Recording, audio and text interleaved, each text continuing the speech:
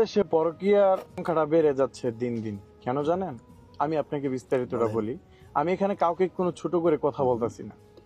মেয়েরা একটু সাজগোজ করতে পছন্দ করে, মেয়েদের একটু ভালো মন্দ খাইতে ইচ্ছে করে, মেয়েদের একটু জামা কাপড় কিনতে পছন্দ হয়, রাইট?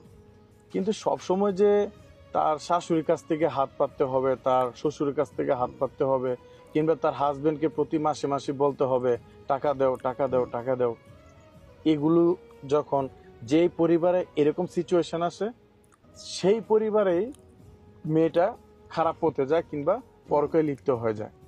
বেশিরভাগ প্রবাসী যারা থাকি, বউ যদি বাড়িতে থাকে তাকে প্রথম ধাপে 5,000, দ্বিতীয় ধাপে 10,000, 10,000 বেশি তো যাই না, আর গেলে হয়তো ঝগড়াঝাটি কইরা যা হয়।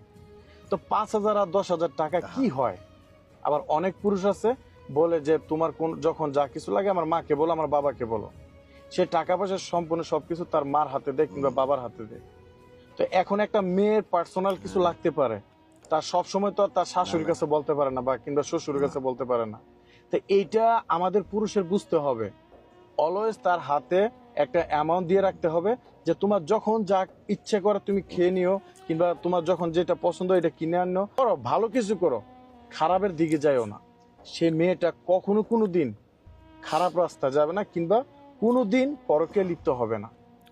কিন্তু যাদের সাথে 5,000 10,000 টাকা দিয়ে হিসাব করবেন যে এই টাকা কি করছো, ওই টাকা কি করছো, কোথায় গেছো, কি আসো বিষয়, ওইগুলাই নষ্ট হয় আর ওইগুলো পরকীয়ায় লিপ্ত হয়।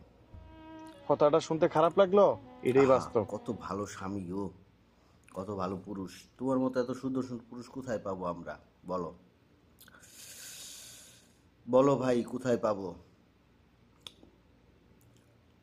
তুমি ওই দেশে মনে হয় গাড়ি চালাও, তাই তোমার কাছে এত ভাল লাগতেছে কথাগুলো বলতে।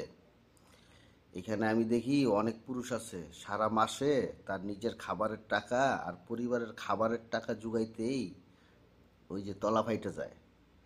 তুমি আসো তো সুখে, ওই সুখের গল্প করতে আইছো টিকটকে, তাই না? কি তেলটা মাইরা দিলা, মানে এমনি তো নাচুনি বুড়ি, তারপরে দিলা ডোলে বাড়ি। মানে বিদেশিরা তোমার মতো সবাই তেলবাজ, তোমার মতো সবাই সুখে আছে?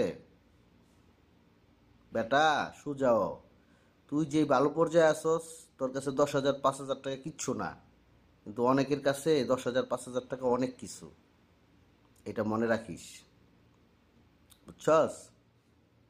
হারাম জাদা আইসে না তেলবাজি করতে, তা সেরিটা খালি তোমার SMS করবো যে হালাই তো অনেক টাকা হলাম মনে হয়, দে একটা SMS কইরা, তাই না? Foul, foul কুনানকার।